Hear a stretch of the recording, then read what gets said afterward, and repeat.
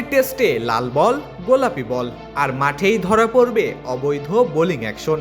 এবার ক্রিকেটের নিয়ম বই বদলাতে চলেছে আইসিসি। বৃহস্পতিবার আইসিসির চিফ এক্সিকিউটিভ কমিটির বৈঠকে উঠে এলো বেশ কয়েকটি প্রস্তাবিত পরিবর্তন। ৩০ মে আইসিসির বোর্ড সভায় অনুমোদন পেলেই ওয়ানডে থেকে টেস্ট ৩ ফরম্যাটেই আসবে নতুনত্বের ছোঁয়া। ওয়ানডে ক্রিকেটে ড্রিঙ্কস ব্রেকে এবার মাঠে ঢুকতে পারবেন হেড কোচ। বিরতির সময়টাতে মাঠে দাঁড়িয়ে শীর্ষদের দিতে পারবেন পরামর্শ।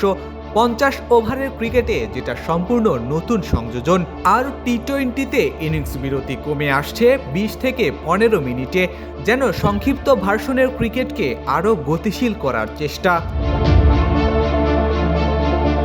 তবে সবচেয়ে বড় পরিবর্তন আসছে টেস্টে।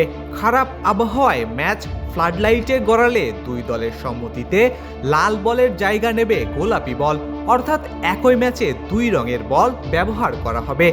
ক্রিকেটের দীর্ঘতম ফরম্যাটে এমন নজির আগে কখনো দেখা যায়নি। অন্যদিকে মাঠের আম্পায়ার পাচ্ছেন হকাই প্রযুক্তি ব্যবহারের মাধ্যমে ম্যাচ চলাকালীন বোলারের অ্যাকশন পরীক্ষার ক্ষমতা।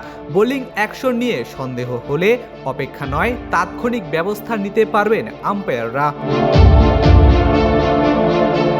তবে এই পরিবর্তনগুলো এখনো পুরোপুরি স্পষ্ট নয়। লাল থেকে গোলাপি বলে যাওয়ার পদ্ধতি কি হবে? অবৈধ বোলিং অ্যাকশন ধরা পড়লে শাস্তির বিধানই বা কতটুকু? এসব প্রশ্নের উত্তর এখনো চলছে কাটাছেঁড়ায়।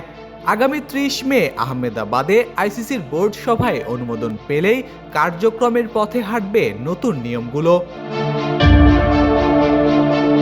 Ishtiaq Ahmed, daily cricket.